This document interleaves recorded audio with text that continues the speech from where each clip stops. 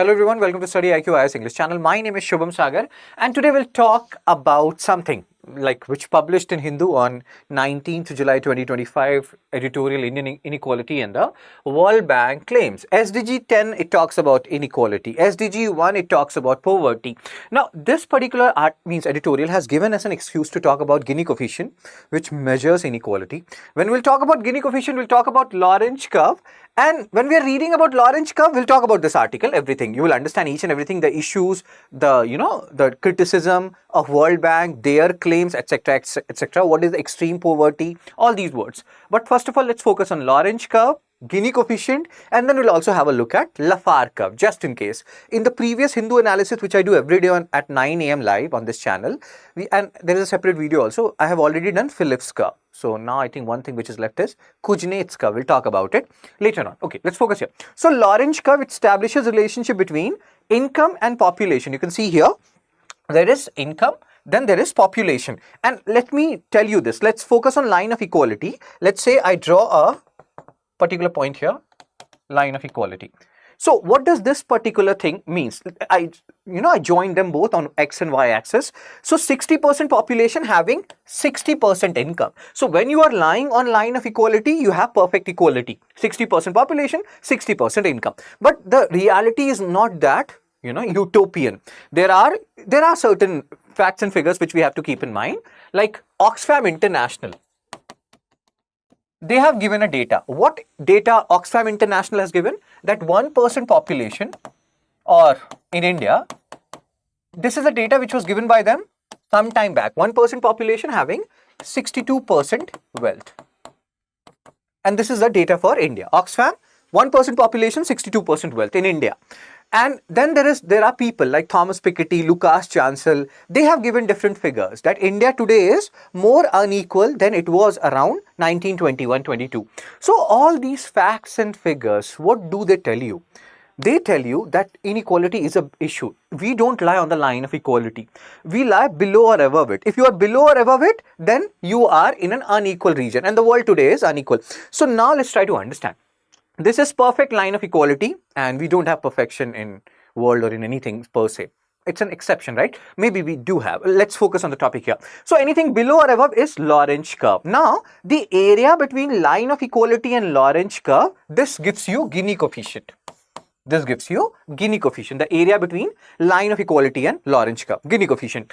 And again, if we draw and if we continue this particular thing here, or even if we just focus on this line here and here, see this point, these points. So if I go here, then that means 60% population, they have around 30% income.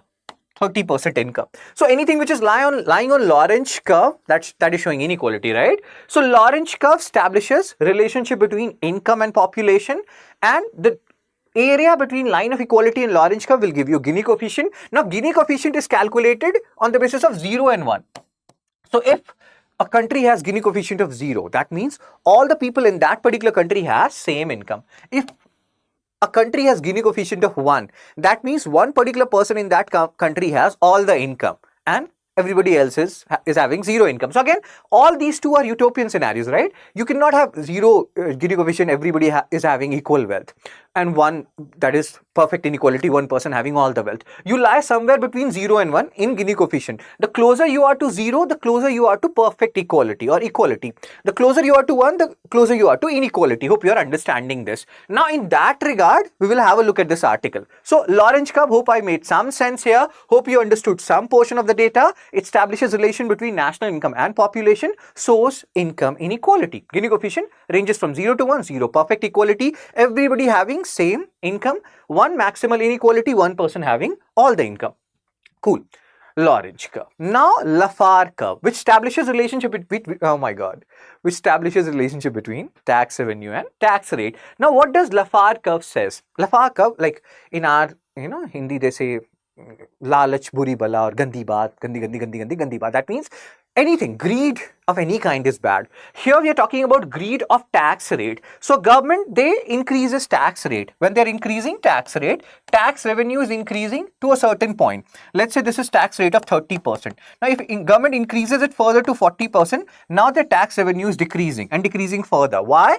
Because when you start taxing people more and more, they will start looking for alternatives. Hope you can understand here. And when you are taxing, let's say 100%, then your government's revenue will be zero. When they're taxing at 0%, their revenue is zero. So there is an optimal tax rate beyond which if government taxes more, people will start looking for tax haven, Monte Carlo, Monaco, UAE, Switzerland, etc. And they will start diverting their resource somewhere else to show lesser resource, lesser money, lesser revenue, and thereby paying lesser taxes. So hunger or greed of even tax rate is bad. And Lafar curve talks about optimal tax rate per se, that there should not be greed of tax rate among governments, and they should have a idea about what is the optimum level of tax rate at which people should be taxed to generate maximum revenue. So hope you understood Lafar curve, hope you understood Lorenz curve. Now let's go to the article.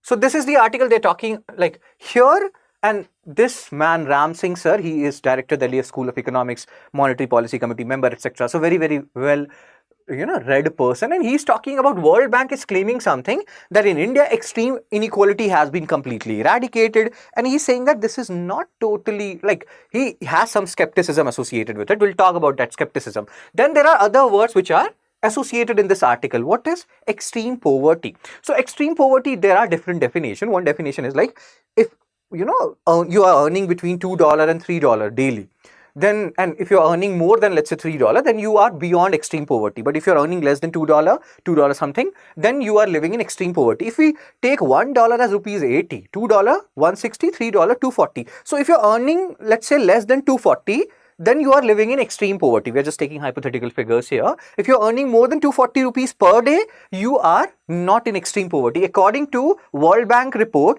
extreme poverty in India has been almost eradicated. So according to World Bank, everybody in our country is earning more than 240 rupees daily. Approximate figure. So if we take approximate 240 rupees daily, more than 7,200 rupees monthly. So do you think everyone in our country is earning more than 7,000 rupees monthly? I don't think so. And that's why the skepticism. So context and introduction. Inequality is a central concern in a democracy's political economy. In India, inequality debates often rely on selective data, leading to exaggerated or misread. And you can see here, misleading conclusion. So again, the author is skeptic about this whole World Bank report, but there are some good things also. Skepticism is fine, but there are silver linings as well. Gini coefficient, as we have discussed, Lorenz curve, perfect, equality 0 and 1 we have discussed. Dropped from 28.8 to 25.5. Now you'll be like, sir, you said Gini coefficient hovers between 0 and 1. Here we are having 28.8 to 25.5. You can take it, this is in percentage term. So if you're taking 28.8, it is around like 0.29 to 0.25 or 26. So this is the figure, and we have discussed this. The closer you are to 0, the more equal you are becoming, and that's what World Bank report is saying, that India is among the top 4 least unequal countries. But other data is not corroborating it. As we have discussed, Oxfam International, they say 1% population in India having 62% wealth or income. Then there is Thomas Piketty, Lucas Chancel, their reports that India today is more unequal than what it was in around like 1921-22. So again, debates aside, controversies or, means if there is some, those things aside, keeping those negative factors aside, let's focus on the good part. Per capita milk and egg availability rose by 45 and 63%. And this is actually good. So see, understand one thing. When you will talk about inequality, when you talk about poverty eradication, these are the things which you have to focus on, which you have to write in exam. Like if people are eating more and more cereals, rice and wheat, etc., they are more poor. If people are, because they don't have enough money to buy, let's say, apple at 300 per kg. But if, let's say, diet diversification is happening, people are moving from cereals to fruits, vegetables and proteins. That means they have more disposable income. That means poverty is decreasing. That in turn also means it may lead to decrease in inequality, but not always. Bottom 20% of households have seen more striking dietary improvements. So all these things tells you about the economy. If milk consumption increases, fruits, vegetable consumption increases, cereals consumption decreases to a certain extent, all these things are good sign. Rural household consuming fresh fruits increased from 63, you can see here, to 90%. Again, a good figure.